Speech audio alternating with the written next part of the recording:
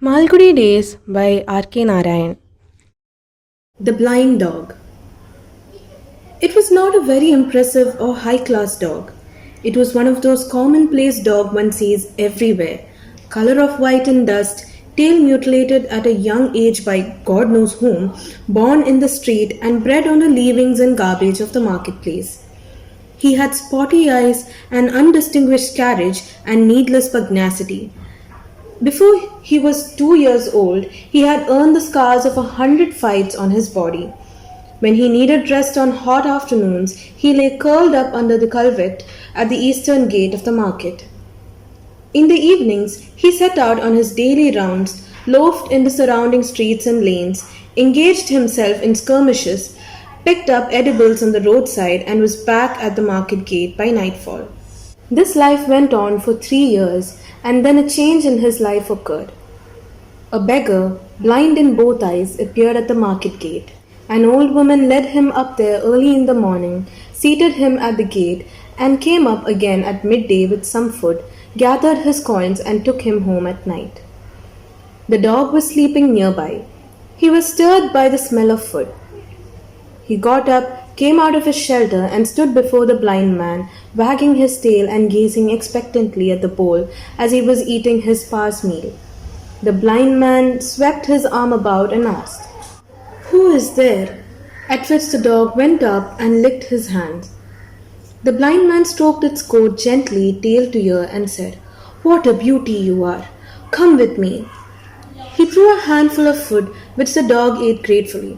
It was perhaps an auspicious moment for starting a friendship. They met every day there, and the dog cut off much of its rambling to sit up beside the blind man and watch him receive alms morning to evening.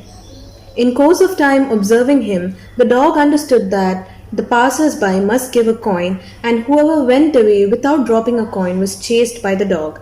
He tucked the edge of their clothes by his teeth and pulled them back to the old man at the gate, and let go only after something was dropped in his bowl. Among those who frequented this place was a village urchin, who had the mischief of a devil in him. He liked to tease the blind man by calling him names and by trying to pick up the coins in his bowl. The blind man helplessly shouted and cried and whirled his staff. On Thursdays, this boy appeared at the gate, carrying on his head a basket loaded with cucumbers or plantain. Every Thursday afternoon, it was a crisis in the blind man's life. A seller of bright colored but doubtful perfumes, with his wares mounted on a wheeled platform, a man who spread out cheap storybooks on a gunny sack, another man who carried colored ribbons on an elaborate frame. These were the people who usually gathered under the same arch. On a Thursday, when the young man appeared at the eastern gate, one of them remarked, "Blind fellow, here comes your scourge." "Oh God, is this Thursday?" he wailed. He swept his arms about and called, "Dog, dog, come here, where are you?" He made the peculiar noise which brought the dog to his side. He stroked his head and muttered, "Don't let that little rascal." At this very moment, the boy came up with a leer on his face.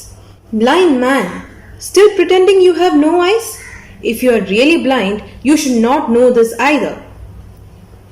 He stopped, his hands moving towards the bowl. The dog sprang on him and snapped his jaw on the boy's wrist. The boy extricated his hand and ran for his life. The dog bounded up behind him and chased him out of the market. "See the mongrel's affection for this old fellow," marveled the perfume vendor.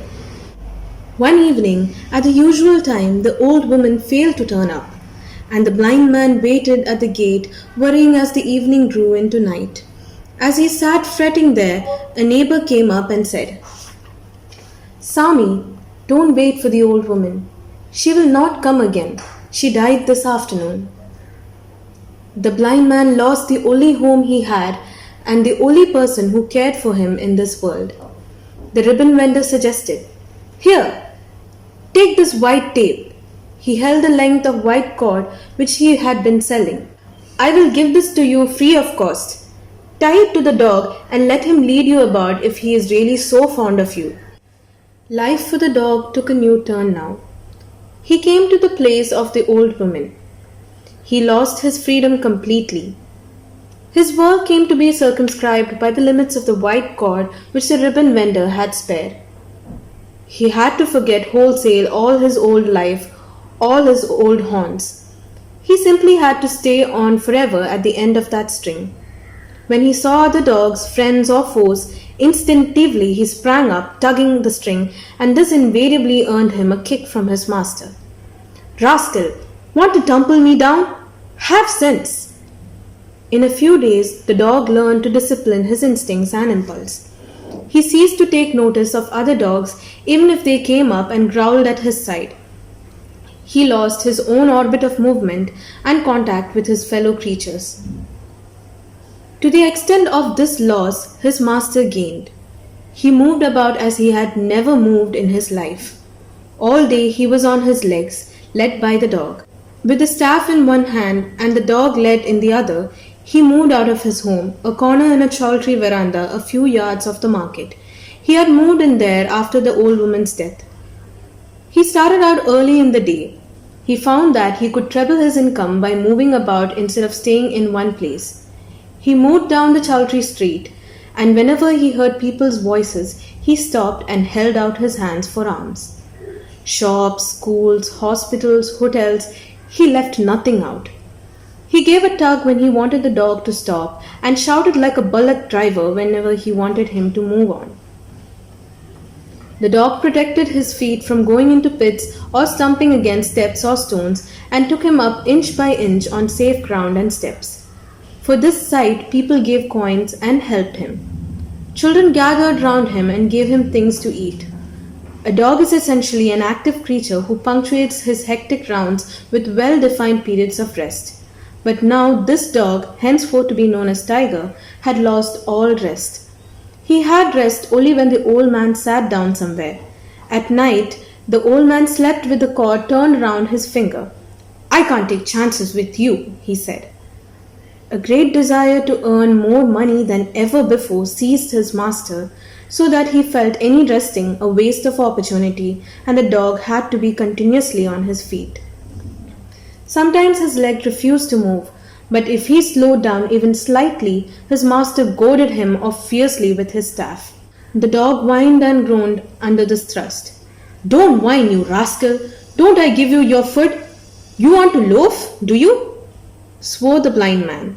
The dog lumbered up and down round the marketplace with slow steps, tied down to the blind tyrant.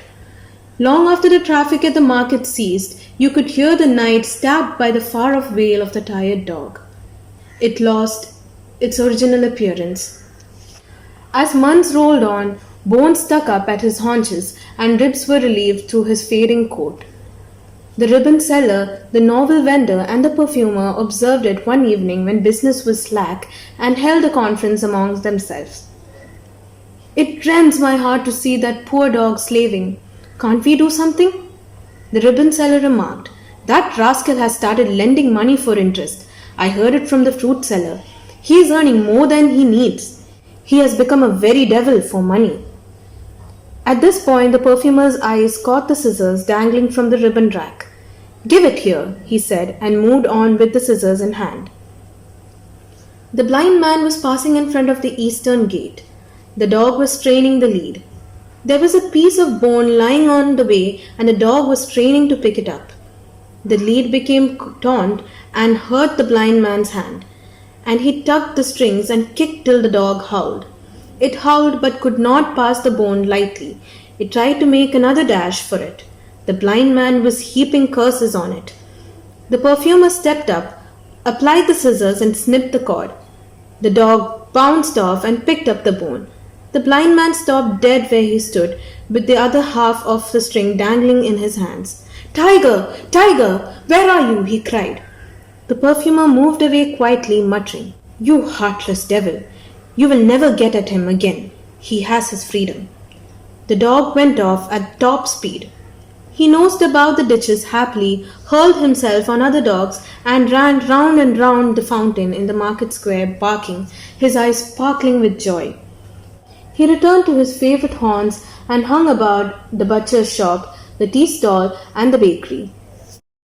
The ribbon vendor and his two friends stood at the market gate and enjoyed the sight immensely as the blind man struggled to find his way about. He stood rooted to the spot, waving his stick. He felt as if he were hanging in mid-air. He was wailing, "Oh, where is my dog? Where is my dog? Won't someone give him back to me? I will murder it when I get at it again." He groped about, tried to cross the road, came near being run over by a dozen vehicles at different points, tumbled and struggled and gasped. He'd deserve it if he was run over, this heartless blackguard, they said, observing him. However, the old man struggled through and with the help of someone found his way back to his corner at the Chaudhry veranda and sank down on his gunny sack bed, half faint with the strain of his journey. He was not seen for 10 days, 15 days, and 20 days. Nor was the dog seen anywhere. They commented among themselves, "The dog must be loafing over the whole earth, free and happy. The beggar is perhaps gone forever." Hardly was the sentence uttered when they heard the familiar tap-tap of the blind man's staff. They saw him again coming up the pavement led by the dog. "Look, look!" they cried. "He has again got at it and tied it up." The ribbon seller could not contain himself. He ran up and said, "Where have you been all these days?" "Know what happened?" cried the blind man. "This dog ran away. I should have died in a day or two confined to my corner, no food, not an anna to earn, imprisoned in my corner. I should have perished if it continued for another day. But this thing returned." When? "Last night. At midnight, as I slept in bed, he came and licked my face. I felt like murdering him. I gave him a blow which he will never forget again," said the blind man. "I forgave him. After all, a dog. He loafed as long as he could pick up some rubbish to eat on the road, but real hunger has driven him back to me. But he will not leave me again. See, I have got this." And he shook the lead. It was a steel chain this time. Once again, there was a dead, despairing look in the dog's eyes. "Go on, you fool!" cried the blind man, shouting like an ox driver. He tucked the chain, poked with a stick, and the dog moved away on slow steps. They stood listening to the tap-tap going away. "Death alone can help that dog," cried the ribbon seller, looking after it with a sigh. "What can we do with a creature who returns to his doom with such a free heart?"